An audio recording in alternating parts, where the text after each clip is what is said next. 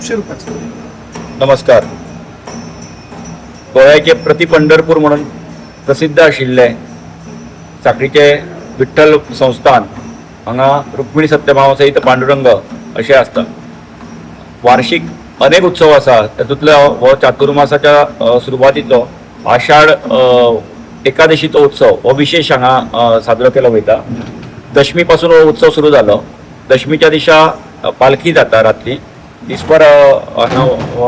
ह्या वर्सा अश्यो ल्हान ल्हान वारी येतात, जे जवळपासचे लोक आसा ते हांगा येता. पांडुरंगाची सगळी पुजा वगैरे जाता आणि सांजची हांगा पालखी जाता. पालखी उपरांत दुसऱ्या दिसा अगदी 2-2:30 वाजता पवमान अभिषेकान हांगा सुरू जाली. आमचे गोंयचे आरोग्य मंत्री श्री विश्वजीत प्रतापसिंग राणे यांनी पहाटे 2:30 वाजता पवमान अभिषेक केलो आणि त्याच्या उपरांत लोकां खातीर मुक्तद्वार सुरू जाले. दिसभर हजारो लोकांनी हांगा वारीच्या स्वरूपान किंवा अशी भक्तगण येवन हांगा पांडुरंगाच्या दर्शनाचो लाभ घेतलो. आणि आयचो हो जो गोपाळकाल्याचो दीस आसा हो त्याचोच एक भाग आसा.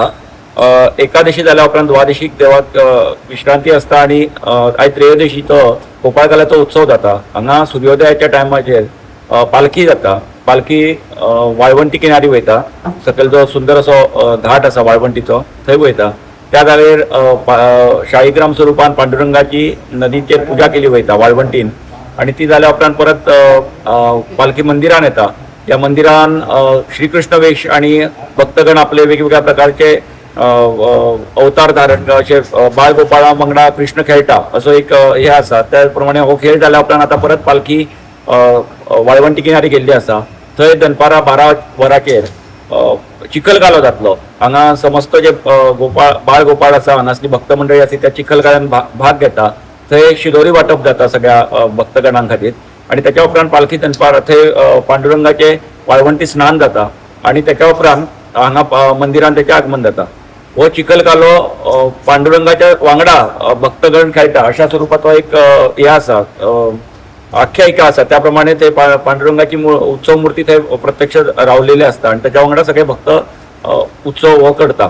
त्याच्या उपरांत हांगा महापुजा जाल्या उपरांत सांजचे काडा वांटप जाता. म्हणजे आज 2 दीस पांडुरंग सुद्धा भक्तगणां खातीर उबो रावन किंवा त्याच्या वांगडा चिखलकालो खेळून जमलेलो आसा अशी भावना करून सांजचो आयज तांकां आयुर्वेदीक काड्याचो नैवेद्य दिलो वयता आणि तोय त्या नैवेद्याचो लाभ घेवपा खातीर सुद्धा व्हडल्या संख्येन भक्तगण येता. रात्री 8 वाजता आरतीच्या टायमार तो दिलो वयता.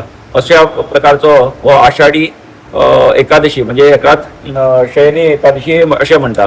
कारण आयच्यान फुडें 4 महिने म्हणजे दसऱ्या पर्यंत पांडुरंग म्हणजे विष्णू शयन करता अशी एक जी मान्यता आसा. त्या प्रमाणे आजची कालची पालखी जी जाली ही शेवटची पालखी आसतली आणि आता सिमोगलनाची पालखी जी जातली ती पहिली पालखी.